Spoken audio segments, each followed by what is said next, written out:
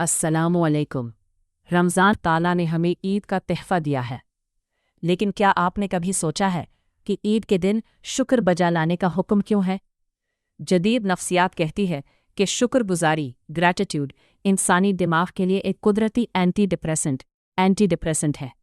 आज की वीडियो में हम इस्लामी इस्लाह के प्लेटफॉर्म से ये जानेंगे कि ईद की खुशियाँ और शुक्रगुजारी हमारी जहनी सेहत और नफ्सियात को कैसे बदलती हैं। साइंस बताती है कि जब हम अल्हम्दुलिल्लाह कहते हैं या सच्चे दिल से शुक्र अदा करते हैं तो हमारे दिमाग में डोपामीन और सेरोटोनिन जैसे केमिकल्स खारिज होते हैं जो हमें फौरी तौर पर खुशी और इत्मीनान का एहसास दिलाते हैं। ईद दरअसल एक इज्तिमाई शुक्रगुजारी का दिन है। जब पूरा माशरा एक साथ शुक्र अदा करता है तो ये एक मुस्बत नफ्सियाती लहर पैदा करता है जो हसद, रकाबत और उदासी को ख़त्म कर देती है। ईद का दिन हमारे दिमाग को रीसेट करने का दिन है। कुरान का उसूल वाज़ेह है, अगर तुम शुक्र करोगे तो मैं तुम्हें और ज़्यादा दूंगा। नफ्सियाती तौर पर इसे अबंडेंस माइंडसेट कहते हैं।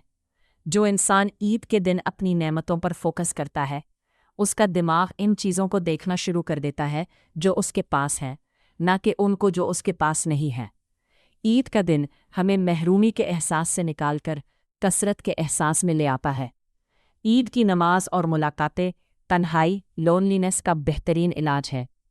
तकसीम का जज्बा, जब हम किसी को ईदी या तोहफ़ा देते हैं तो नफ्सियाती तौर पर हमें गिविंग हाई महसूस होता है जो लेने वाले से ज़्यादा देने वाले को सुकून देता है। ज़िक्र इलाही, तकबीरात पढ़ना दरअसल ज़हन को अल्लाह की बड़ाई पर फोकस करना है जो हमें अपनी परेशानियों से बड़ा होने का एहसास दिलाता है। तो इस ईद पर सिर्फ नए कपड़े ना पहने बल्कि एक नया ज़हन भी अपनाएं।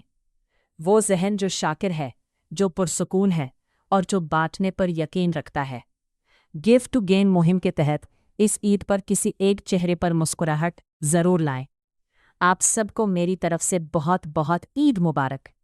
वीडियो पसंद आई हो तो सब्सक्राइब करें और शेयर करें।